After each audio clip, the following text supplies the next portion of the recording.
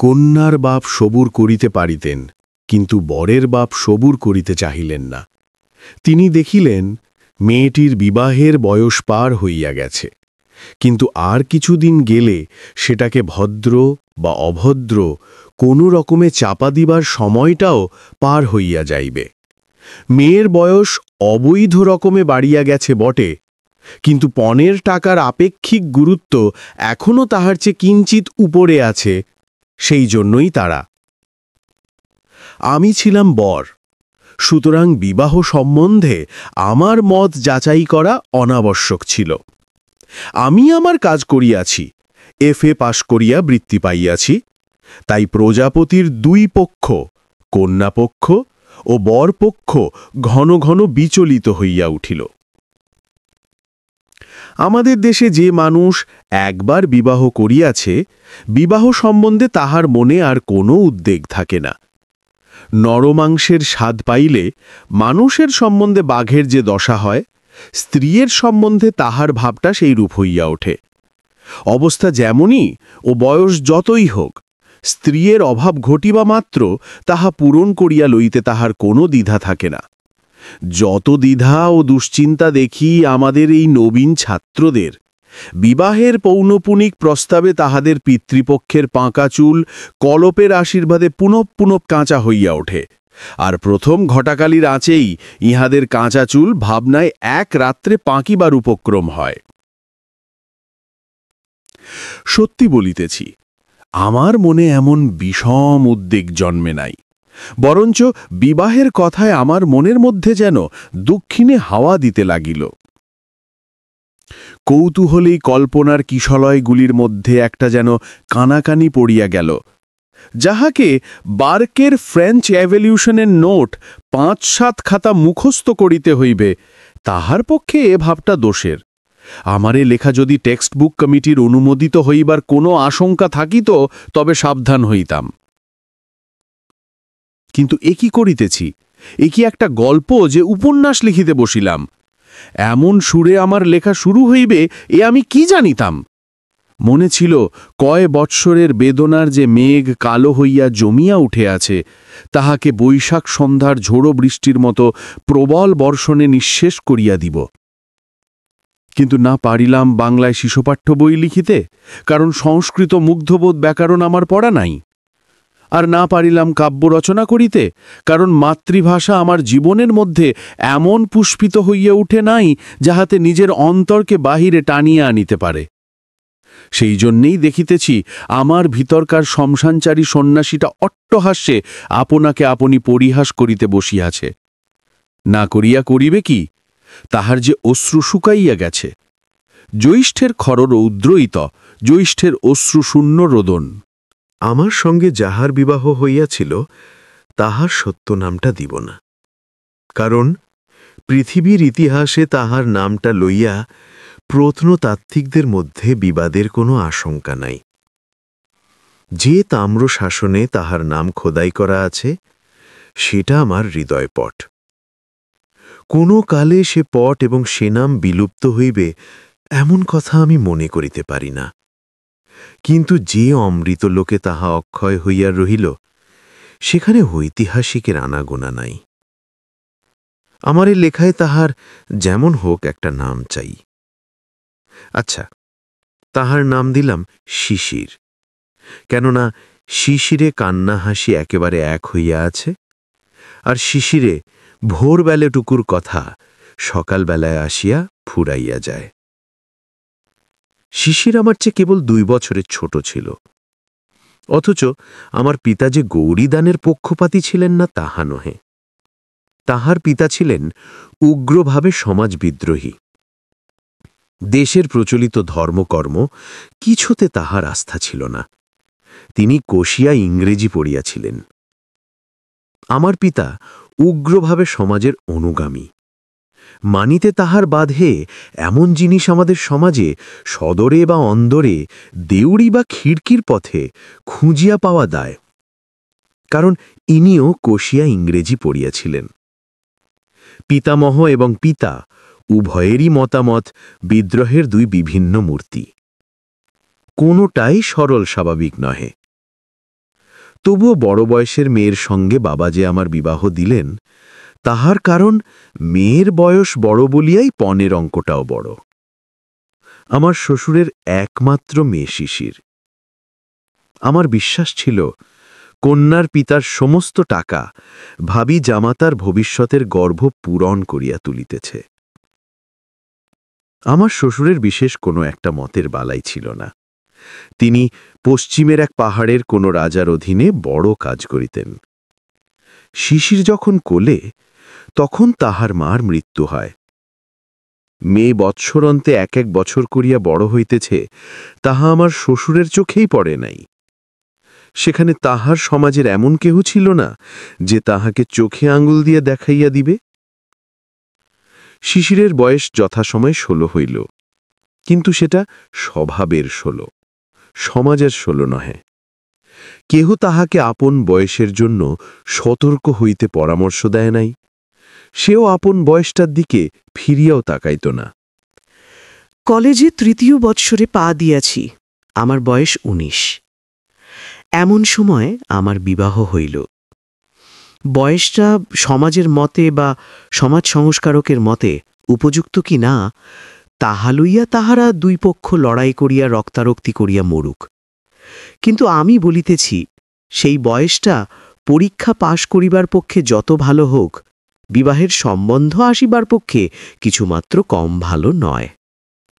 বিবাহের অরুণোদয় হইল একখানি ফটোগ্রাফের আভাসে। পড়া মুখস্থ করিতেছিলাম।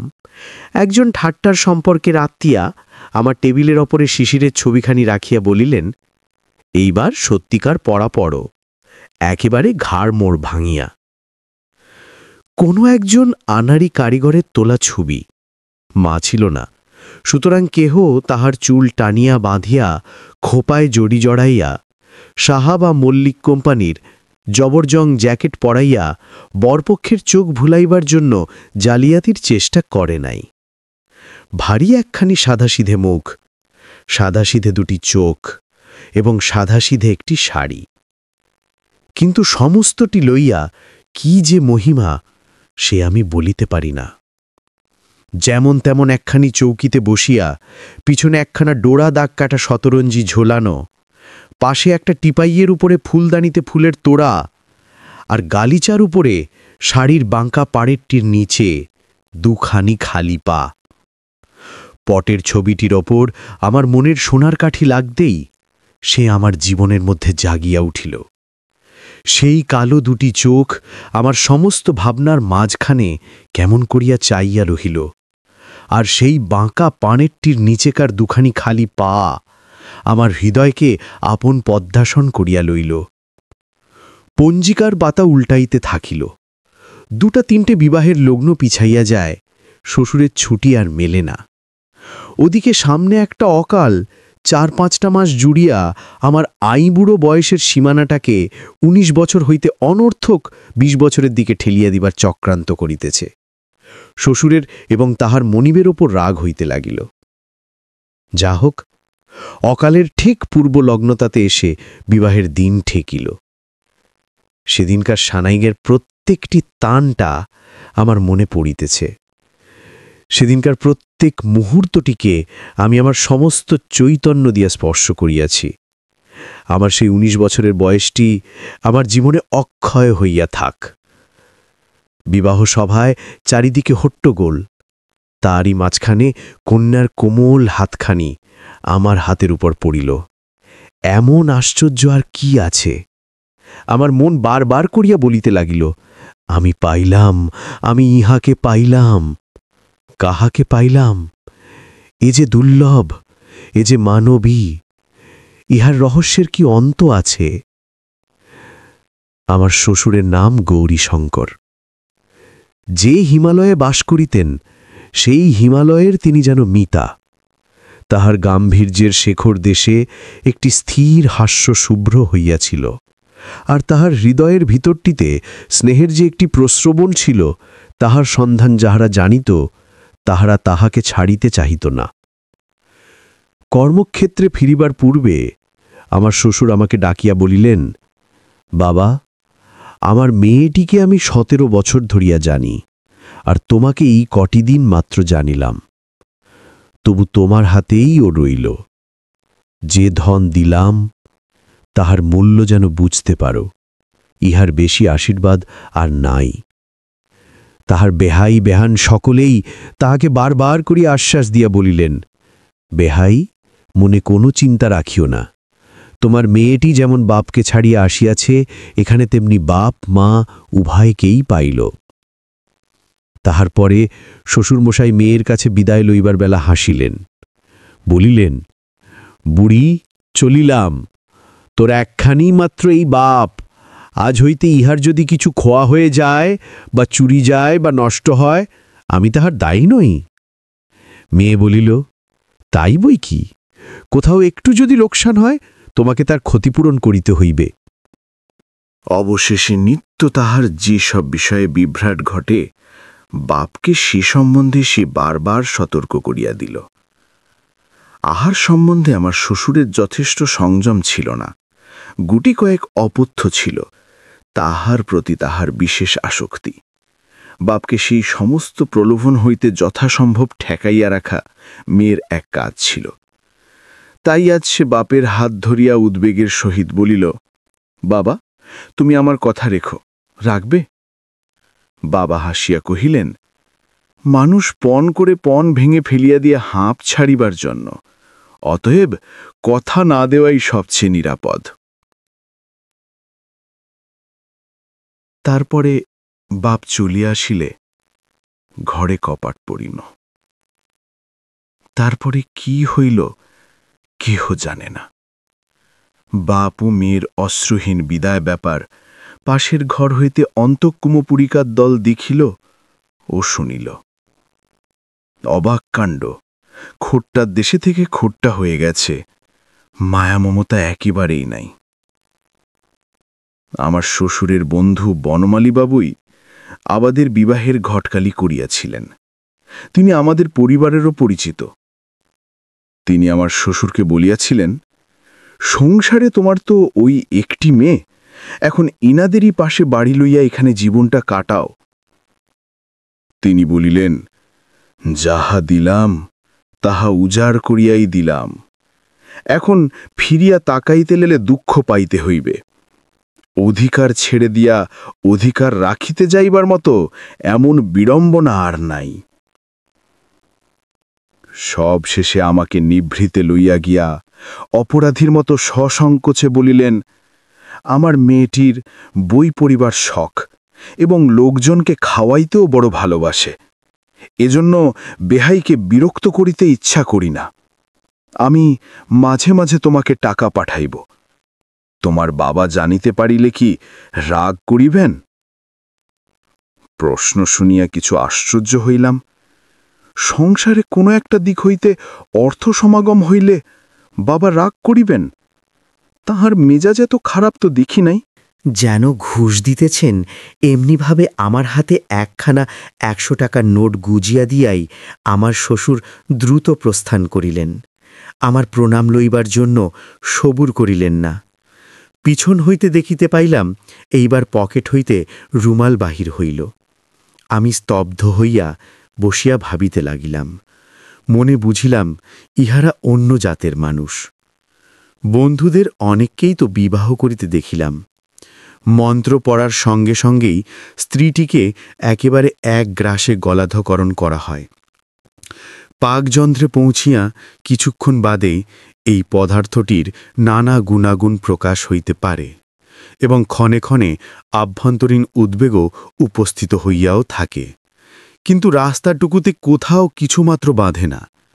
আমি কিন্তু বিবাহ সভাতেই বুঝিয়াছিলাম, দানের মন্ত্রে স্ত্রীকে যেটুকু পাওয়া যায় তাহাতে সংসার চলে, কিন্তু 15 আনা বাকি থাকিয়া যায়।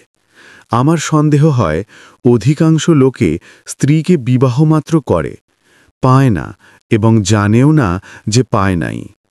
তাহাদের স্ত্রীর কাছেও আমৃত্যুকাল এ খবর ধরা পড়ে না।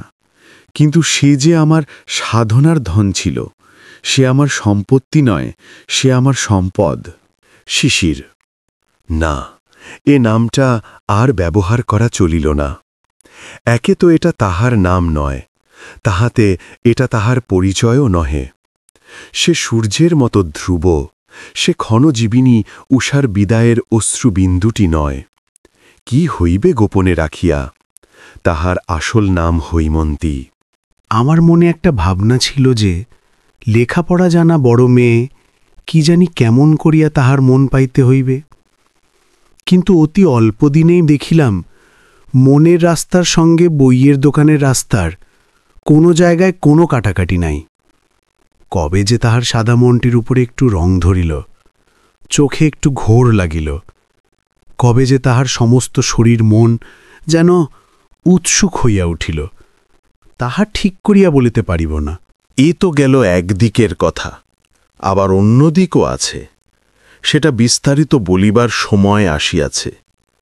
রাজসংসারে আমার শ্বশুরের চাকরি। ব্যাংকে যে তাহার কত টাকা জমিল সে সম্বন্ধে জনশ্রুতি নানা প্রকার অঙ্কপাত করিয়াছে, কিন্তু কোনো অঙ্কটাই লাখের নিচে নামে নাই। ইহার ফল হইয়াছিল এই যে তাহার পিতার দর যেমন যেমন বাড়িল, হৈমর আদরও তেমনি বাড়িতে থাকিল।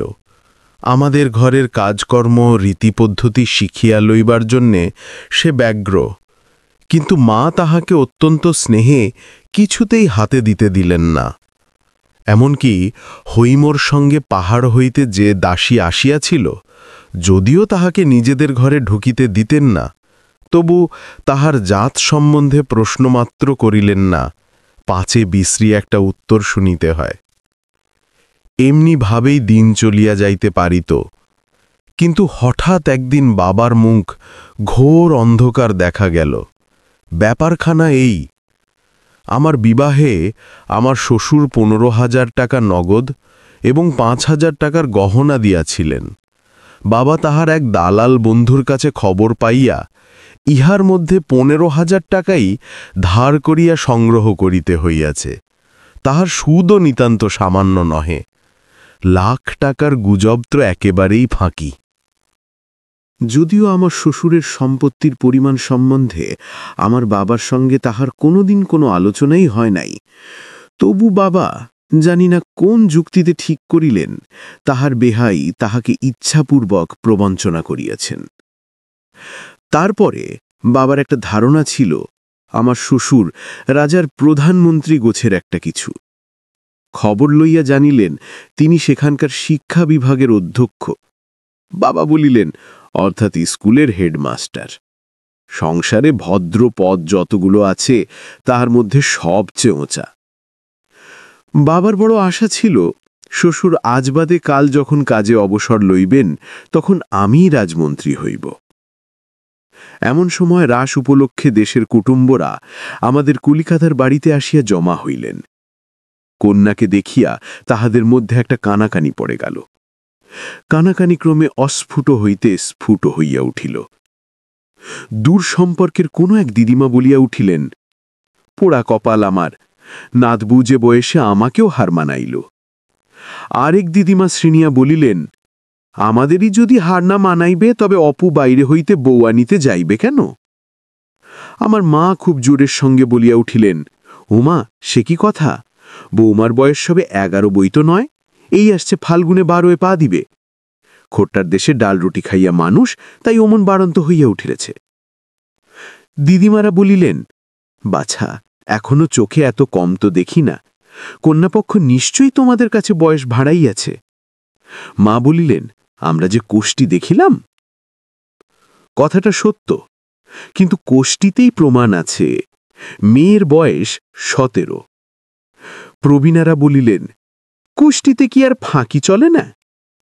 এই লইয়া ঘোর তর্ক হইয়া গেল, এমনকি বিবাদও হইয়া গেল। এমন সময় সেখানে হৈম আসিয়া উপস্থিত। কোনো এক দিদিমা জিজ্ঞাসা করিলেন, নাতবউ, তোমার বয়স কত বলো তো? মা তাহাকে চোখ টিপিয়া ইশারা করিলেন। হৈম তাহার অর্থ বুঝিল না, বলিল, 17। মা ব্যস্ত হইয়া বলিয়া উঠিলেন, তুমি জানো না? হৈম কহিল, আমি জানি, আমার বয়স 17। দিদিমারা পরস্পর গাঁ টেপাটেপি করিলেন। বধূর নির্বুদ্ধিতায় রাগিয়া উঠিয়া মা বলিলেন, তুমি তো সব জানো, তোমার বাবা যে বলিলেন তোমার বয়স 11? হৈম চমকিয়া কহিল, বাবা বলিয়াছেন? কখনো না।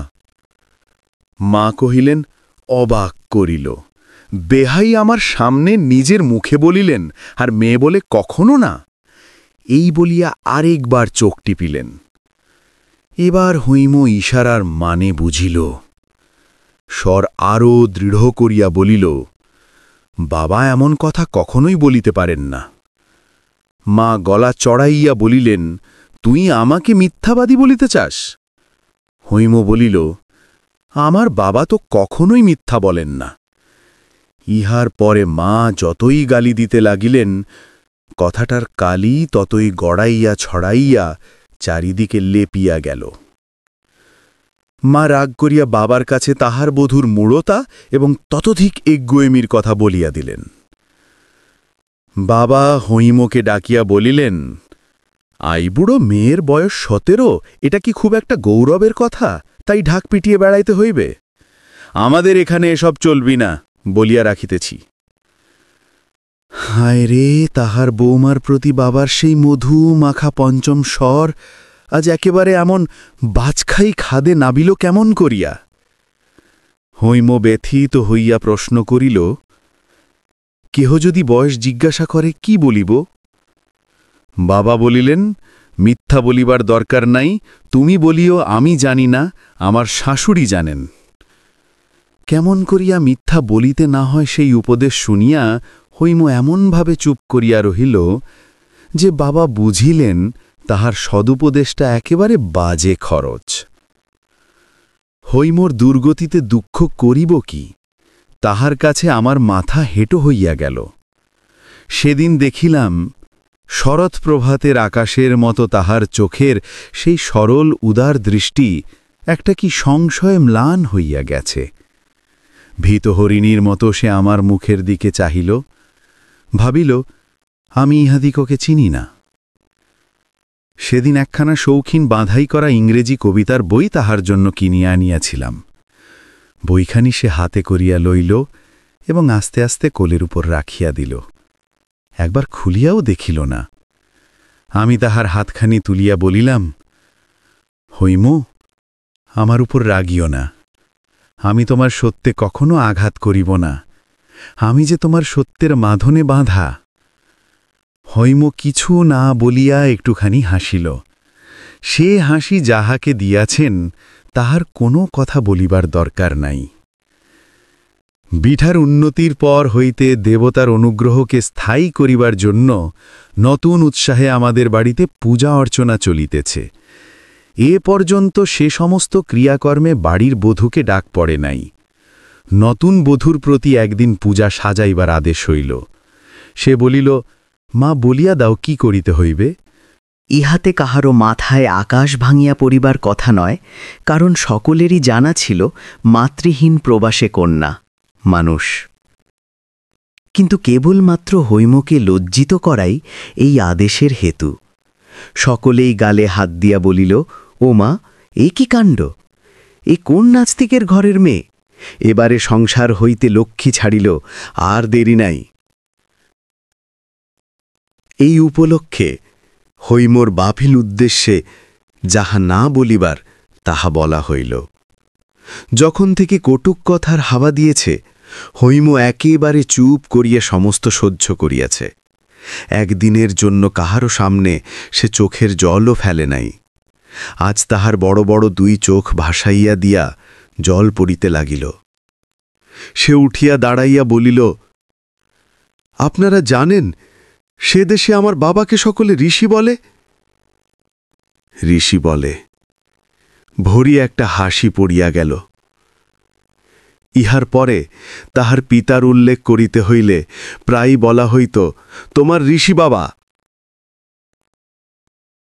এই মেয়েটির সকলের চেয়ে দরদের জায়গাটি যে কোথায় তাহা আমাদের সংসার বুঝিয়া লইয়াছিল। বস্তুত আমার শ্বশুর ব্রাহ্মণও নন, খ্রিস্টানও নন, হয়তোবা নাস্তিকও না হইবেন। দেবার্চনার কথা কোনোদিন তিনি চিন্তাও করেন নাই। মেয়েকে তিনি অনেক পড়াইয়াছেন, শুনাইয়াছেন, কিন্তু কোনো দিনের জন্য দেবতা সম্বন্ধে তিনি তাহাকে কোনো উপদেশ দেন নাই। বনমালী বাবু এই লইয়া তাহাকে একবার প্রশ্ন করিয়াছিলেন। তিনি বলিয়াছিলেন, আমি যাহা বুঝি না তাহা শিখাইতে গেলে কেবল কপটতা শেখানো হইবে। অন্তঃপুরে হৈমর একটি প্রকৃত ভক্ত ছিল। সে আমার ছোট বোন নারায়ণী। বৌদিদিকে ভালোবাসে বলিয়া তাহাকে অনেক গঞ্জনা সহিতে হইয়াছিল। সংসার যাত্রায় হৈমর সমস্ত অপমানের পালা আমি তাহার কাছেই শুনিতে পাইতাম। একদিনের জন্য আমি হৈমর কাছে শুনি নাই। এসব কথা সংকোচে সে মুখে আনিতে পারিত না। সে সংকোচ নিজের জন্য নহে। হৈম তাহার বাপের কাছে হইতে যত চিঠি পাইত সমস্ত আমাকে পড়িতে দিত। চিঠিগুলি ছোট কিন্তু রসে ভরা। সেও বাপকে যত চিঠি লিখিত সমস্ত আমাকে দেখাইত। বাপের সঙ্গে তাহার সম্বন্ধটিকে আমার সঙ্গে ভাগ করিয়া না নিলে তাহার দাম্পত্য যে পূর্ণ হইতে পারিত না। তাহার চিঠিতে শ্বশুরবাড়ি সম্বন্ধে কোনো নালিশের ইশারাটুকুও ছিল না। থাকিলে বিপদ ঘটিতে পারিত। নারায়ণীর কাছে শুনিয়াছি শ্বশুরবাড়ির কথা কি লেখে জানিবার জন্য মাঝে মাঝে তাহার চিঠি খোলা হইত।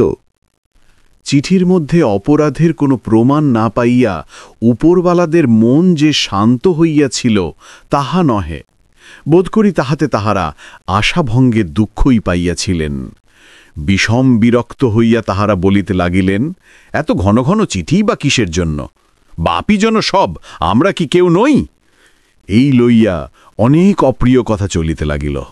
আমি মুগ্ধ হইয়া হৈমকে বলিলাম, তোমার বাবার চিঠি আর কাহাকেও না দিয়ে আমাকেই দিও, কলেজে যাইবার সময় আমি পোস্ট করিয়া দিব। হৈম বিস্মিত হইয়া জিজ্ঞাসা করিল, কেন? আমি লজ্জায় তাহার উত্তর দিলাম না। বাড়িতে এখন সকলে বলিতে আরম্ভ করিল, এইবার অপুর মাথা খাওয়া হইল, বিএ ডিগ্রি শিকায় তোলা রহিল, ছেলেরই বা দোষ কি? সে তো বটেই, দোষ সমস্তই হৈমর। তাহার দোষ যে তাহার বয়স 17, তাহার দোষ যে আমি তাহাকে ভালোবাসি, তাহার দোষ যে বিধাতা এই বিধি, তাই আমার হৃদয়ের রন্ধ্রে রন্ধ্রে সমস্ত আকাশ আজ বাঁশি বাজাইতেছে। বিএ ডিগ্রি অকাতর চিত্তে আমি চুলায় দিতে পারিতাম, কিন্তু হৈমর কল্যাণে পণ করিলাম পাশ করিবই, এবং ভালো করিয়াই পাশ করিব। এ পণ রক্ষা করা আমার সে অবস্থায় যে সম্ভবপর বোধ হইয়াছিল তাহার 2টি কারণ ছিল। এক তো হৈমর ভালোবাসার মধ্যে এমন একটি আকাশের বিস্তার ছিল যে সংকীর্ণ আসক্তির মধ্যে সে মনকে জোড়াইয়া রাখিত না। সেই ভালোবাসার চারিদিকে ভারী একটি স্বাস্থ্যকর হাওয়া বহিত। দ্বিতীয়, পরীক্ষার জন্য যে বইগুলি পড়ার প্রয়োজন তাহা হৈমর সঙ্গে একত্রে মিলিয়া পড়া অসম্ভব ছিল না। পরীক্ষা পাশের উদ্যোগে কোমর বাঁধিয়া লাগিলাম। একদিন রবিবার মধ্যাহ্নে বাহিরের ঘরে বসিয়া মর্টিনোর চরিত্রতত্ত্ব বইখানার বিশেষ বিশেষ লাইনের মধ্যপথগুলা ফাড়িয়া ফেলিয়া নীল পেন্সিলের লাঙল চালাইতেছিলাম। এমন সময় বাহিরের দিকে হঠাৎ আমার চোখ পড়ল। আমার ঘরের সম্মুখে আঙিনার উত্তর দিকে অন্তপুরে উঠিবার একটা সিঁড়ি। তাহারই গায়ে গায়ে মাঝে মাঝে গড়াগে দেওয়া এক একটা জানালা। দেখি তাহারই একটি জানালায় হৈমু চুপ করিয়া বসিয়া পশ্চিমের দিকে চাহিয়া। সেদিকে মল্লিকদের বাগানে কাঞ্চন গাছ গোলাপি ফুলে আচ্ছন্ন। আমার বুকে ধক করিয়া একটা ধাক্কা দিল। মনের মধ্যে একটা অনবধানতার আবরণ ছিঁড়িয়া পড়িয়া গেল। এই নিঃশব্দ গভীর বেদনার রূপটি আমি এতদিন এমন স্পষ্ট করিয়া দেখি নাই। কিছু না, আমি কেবল তাহার বসিবার ভঙ্গিটুকু দেখিতে পাইতেছিলাম। কোলের ওপরে একটি হাতের ওপরে আর একটি হাত স্থির পড়িয়া আছে, মাথাটি দেওয়ালের ওপরে হেলানো, খোলা চুল বাম কাঁধের ওপর দিয়া বুকের ওপর ঝুলিয়া পড়িয়াছে। আমার বুকের ভিতরটা হু হু করিয়া উঠিল। আমার নিজের জীবনটা এমনই কানায় কানায় ভরিয়াছে যে আমি কোথাও কোনো শূন্যতা লক্ষ্য করিতে পারি নাই। আজ হঠাৎ আমার অত্যন্ত নিকটে অতি বৃহৎ একটা নৈরাশ্যের গহ্বর দেখিতে পাইলাম। কেমন করিয়া কি দিয়ে আমি তাহা পূরণ করি? আমাকে তো কিছুই ছাড়িতে হয় নাই, না আত্মীয়, না অভ্যাস, না কিছু। হৈমুজ যে সমস্ত ফেলিয়া আমার কাছে আসিয়াছে, সেটা কতখানি তাহা আমি ভালো করিয়া ভাবি নাই। আমাদের সংসারে অপমানের কণ্টক শয়ন এসে বসিয়া, সে শয়ন আমিও তাহার সঙ্গে ভাগ করিয়া লইয়াছি। সেই দুঃখে হৈমুর সঙ্গে আমার যোগ ছিল, তাহাতে আমাদিগকে পৃথক করে নাই। কিন্তু এই গিরিনন্দিনী 17 বছরকাল অন্তরে বাহিরে কত বড় একটা মুক্তির মধ্যে মানুষ হইয়াছে। কি নির্মল সত্যে এবং উদার আলোকে তাহার প্রকৃতি এমন ঋজু, শুভ্র ও সবল হইয়া উঠিয়াছে। তাহা হইতে হৈমু যে কিরূপ নিরতিশয় ও নিষ্ঠুর রূপে বিচ্ছিন্ন হইয়াছে, এতদিন তাহা আমি সম্পূর্ণ অনুভব করিতে পারি নাই, কেননা সেখানে তাহার সঙ্গে আমার সমান আসন ছিল না। হৈমু যে অন্তরে অন্তরে মুহূর্তে মুহূর্তে মরিতেছিল, তাহাকে আমি সব দিতে পারি, কিন্তু মুক্তি দিতে পারি না। তা আমার নিজের মধ্যে কোথায়? সেই জন্যে কলিকাতার গলিতে ওই গড়াদের ফাঁক দিয়া নির্বাক আকাশের সঙ্গে তাহার নির্বাক মনের কথা হয়, এবং এক একদিন রাত্রে হঠাৎ জাগিয়া উঠিয়া দেখি সে বিছানায় নাই, হাতের ওপর মাথা রাখিয়া আকাশ ভরা তারার দিকে মুখ তুলিয়া ছাতে শুইয়া আছে। মার্টিনও পড়িয়া রহিল। ভাবিতে লাগিলাম কি করি। শিশুকাল হইতে বাবার কাছে আমার সংকোচের অন্ত ছিল না। কখনো মুখোমুখি তাহার কাছে দরবার করিবার সাহস বা অভ্যেস আমার ছিল না। সেদিন থাকিতে পারিলাম না, লজ্জার মাথা খাইলা তাহাকে বলিয়া বসিলাম, বউয়ের শরীর ভালো নয়, তাহাকে একবার বাপের কাছে পাঠাইলে হয়। বাবা তো একেবারে হতবুদ্ধি। মনে লেশমাত্র সন্দেহ রহিল না যে হৈময়ী এরূপ অভূতপূর্ব স্পর্ধায় আমাকে প্রবর্তিত করিয়াছে। তখনই তিনি উঠিয়া অন্তঃপুরে গিয়ে হৈমকে জিজ্ঞাসা করিলেন, বলি, বৌমা, তোমার অসুখটা কিসের? হৈম বলিল, অসুখ তো নাই। বাবা ভাবিলেন এ উত্তরটা তেজ দেখাইবার জন্য, কিন্তু হৈমর শরীরও যে দিনে দিনে শুকাইয়া যাইতেছিল, তাহা আমরা প্রতিদিনের অভ্যেসবশতই বুঝি নাই। একদিন বনমালী বাবু তাহাকে দেখিয়া চমকিয়া উঠিলেন। হ্যাঁ, এ কি হৈমি, ই কেমন চেহারা তর, অসুখ করে নাই তো? হৈম কহিল, না। এই ঘটনার 10 দিন পরেই, বলা নাই কহা নাই, হঠাৎ আমার শ্বশুর আসিয়া উপস্থিত। হৈমর শরীরের কথাটা নিশ্চয় বনমালী বাবু তাহাকে লিখিয়াছিলেন। বিবাহের পর বাপের কাছে বিদায় লইবার সময় মেয়ে আপনার অশ্রু চাপিয়া নিয়াছিল। হেবার মিলনের দিন বাপ যেমনি তাহার চিবুক ধরিয়া মুখটি তুলিয়া ধরিলেন, অমনি হৈমর চোখের জল আর মানা মানিল না। বাপ একটি কথা বলিতে পারিলেন না, জিজ্ঞাসা পর্যন্ত করিলেন না, কেমন আছিস? আমার শ্বশুর তাহার মেয়ের মুখে এমন একটা কিছু দেখিয়াছিলেন, যাহাতে তাহার বুক ফাটিয়া গেল। হৈম বাবার হাত ধরিয়া তাহাকে শোবার ঘরে লইয়া গেল। অনেক কথা যে জিজ্ঞাসা করিবার আছে। তাহার বাবারও যে শরীর ভালো দেখাইতেছে না। বাবা জিজ্ঞাসা করিলেন, বুড়ি, আমার সঙ্গে যাবি? হৈম কাঙালের মতো বলিয়া উঠিল, যাব। বাপ বলিলেন, আচ্ছা, সব ঠিক করিতেছি। শ্বশুর যদি অত্যন্ত উদ্বিগ্ন হইলা না থাকিতেন, তাহা হইলে এ বাড়িতে ঠুকিয়াই বুঝিতে পারিতেন এখানে তাহার আর সেদিন নাই। হঠাৎ তাহার আবির্ভাবকে উপদ্রব মনে করিয়া বাবা তো ভালো করিয়া কথাই কহিলেন না। আমার শ্বশুর মশাই স্বয়ং একজন ভালো ডাক্তার আনিয়া পরীক্ষা করাইলেন। ডাক্তার বলিলেন, বায়ু পরিবর্তন আবশ্যক, নহিলে হঠাৎ একটা শক্ত ব্যামো হইতে পারে। বাবা হাসিয়া কহিলেন, হঠাৎ একটা শক্ত ব্যামো তো সকলেরই হইতে পারে, এটা কি আবার একটা কথা? আমার শ্বশুর কহিলেন, জানেন তো, উনি একজন প্রসিদ্ধ ডাক্তার, উহার কথাটা কি? বাবা কহিলেন, অমন ঢের ডাক্তার দেখিয়াছি, দক্ষিণা জোরে সকল পণ্ডিতেরই কাছে সব বিধান মেলে এবং সকল ডাক্তারেরই কাছে সব রোগের সার্টিফিকেট পাওয়া যায়। এই কথাটা শুনিয়া আমার শ্বশুর একেবারে স্তব্ধ হইয়া গেলেন। হৈম বুঝিল তাহার বাবার প্রস্তাব অপমানের সহিত অগ্রাহ্য হইয়াছে। তাহার মন একেবারে কাঠ হইয়া গেল। আমি আর সইতে পারিলাম না, বাবার কাছে গিয়া বলিলাম, হৈমকে আমি লইয়া যাইব। বাবা গর্জি উঠিলেন, বটে রে, ইত্যাদি ইত্যাদি। বন্ধুরা কেহ কেহ আমাকে জিজ্ঞাসা করিয়াছেন, যাহা বলিলাম তাহা করিলাম না কেন? স্ত্রীকে লইয়া জোর করিয়া বাহির হইয়া গেলেই তো হইত। গেলাম না কেন? কেন, যদি লোকধর্মের কাছে সত্য ধর্মকে না ঠেলিব, যদি ঘরের কাছে ঘরের মানুষকে বলি দিতে না পারিব, তবে আমার রক্তের মধ্যে বহু যুগের যে শিক্ষা, তাহা কি করিতে আছে? জানো তোমরা, যেদিন অযোধ্যার লোকেরা সীতাকে বিসর্জন দিবার দাবি করিয়াছিল, তাহার মধ্যে আমিও যে ছিলাম। আর সেই বিসর্জনের গৌরবের কথা যুগে যুগে যাহারা গান করিয়া আসিয়াছে, আমিও যে তাদের মধ্যে একজন। আর আমিই তো সেদিন লোকরঞ্জনের জন্য স্ত্রী পরিত্যাগের গুণবর্ণনা করিয়া মাসিক পত্রে প্রবন্ধ লিখিয়াছি। বুকের রক্ত দিয়ে আমাকে যে একদিন দ্বিতীয় সীতা বিসর্জনের কাহিনী লিখিতে হইবে, সে কথা কে জানিত? বিতায় কন্যায় আর একবার বিদায়ের ক্ষণ উপস্থিত হইল। এইবারেও দুইজনেরই হাসি।